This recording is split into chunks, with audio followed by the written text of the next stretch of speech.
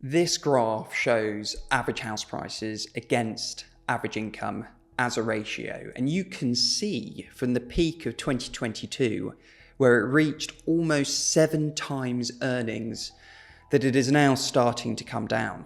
So does that now mean house prices relative to income is going to keep dropping and you should hold out and buy later? Or is it a blip, and now that interest rates are dropping, we're going to start seeing house prices relative to income climb even higher out of reach? In this video, I'm taking you through 3 core data sets that will help you decide, and I'll conclude this video with the pros and cons of buying now or waiting. And in case you don't know me, I'm William Gale, and I've spent since 2012 building a UK-wide home buying company, British Home Buyers, a nationwide estate agency, British Home Sellers, that has dealt with over 13,000 transactions totaling about £3.3 billion of property. So not only does that give me access to information you may not have, but navigating the property market is key to mine and my clients' success. So let's get into it. Interest rates and house prices. Look, I know we're all sick and tired of talking about interest rates, but interest rates rising as they have done put monumental strain on the housing market. This graph shows the annual percentage change in house prices, and you can see how the moment interest rates started to increase above 1%, housing prices on the whole kept growing to everyone's surprise. But ultimately, as the Bank of England rate kept climbing to 2.25% and beyond, as you can see from the graph, house price growth lost all steam and began to fall. It isn't until the end of 2023, as inflation begins to drop and the light at the end of the tunnel begins to show, that people start to believe interest rates may start dropping in the future. It's then that the property market starts to gain traction again, as you can see. So really at this stage, you need to decide what's more likely. That interest rates beginning to drop will lead to house prices beginning to rise or fall. I know what I think, but comment below what you think so we can get a bit of a vote going. Now, you may be thinking, well, what if interest rates don't keep falling? What if they stay the same for a long period of time or even start to rise again? Well, there is a way to get the financial market's collective opinion on this, and that is to look at swap rates. Swap rates are a benchmark of what financial institutions expect future interest rates will be. This is how lenders determine how to set their 3-year and 5-year fixed mortgages, for instance. They use swap rates to carry the risk.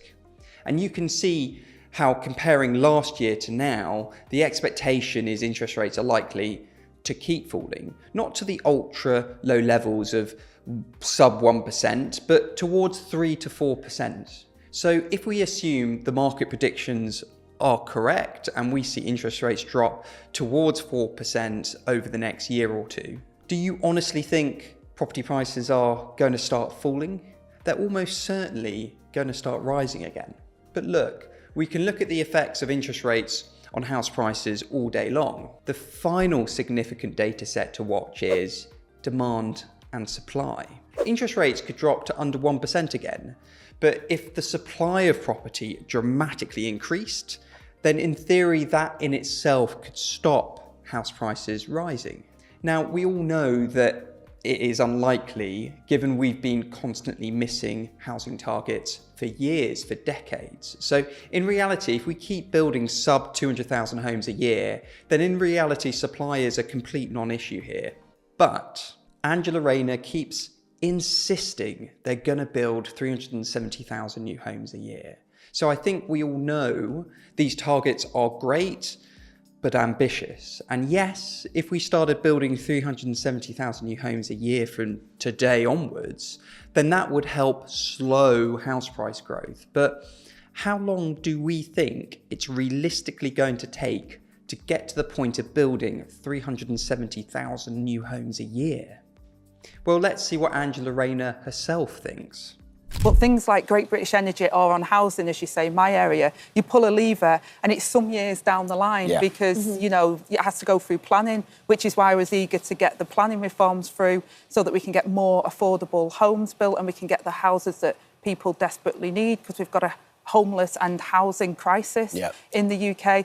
But that won't happen overnight. So the New Towns proposal, which is why I've come out with it today, again, is the New Towns Task Force. It'll take them hopefully before a year, but up to 12 months for them to look at what sites are available. And then we have to go through the planning process to then get that up and running. So look, I think all these plans are noble, important, and the right thing to do. But if we break down the facts, we have a self-declared housing crisis, and Angela Rayner is clear there is no instant solution. And to be clear, that isn't a criticism of her. At least she's being honest about it and the process. But it's to illustrate to you watching that as I take you through the key data that will determine the direction of travel on house prices, it is highly unlikely the supply of property is going to magically increase over the next year or two as we start to see interest rates begin to ease. So what are the pros and cons of buying now? The pros of buying now are you're locking in current house prices. If you own a home, you are benefiting from it going up in value, which hurts everyone that isn't on the housing ladder. You can lock in current interest rates. If you can afford to buy what you want with current interest rates, then you can fix those rates for 5 years. The cons are potential market downturn. Yes, if prices did drop, you'll be annoyed you bought. But in reality, prices have never dropped in any 5-year period in history. So does it really matter if you got your timing slightly wrong? So what are the pros and cons of waiting until 2025, 2026? The pros are lower house prices. I think it's unlikely, but if house prices fell, then you're going to be able to buy at a better price.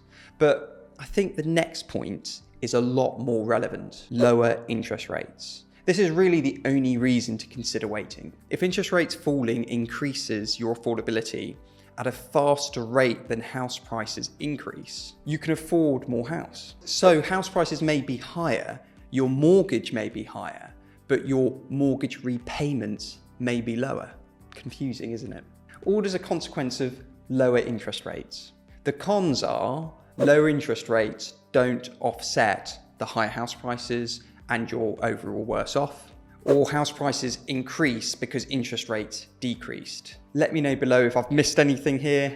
Like and subscribe to see more of me, and I'll see you in the next video up here.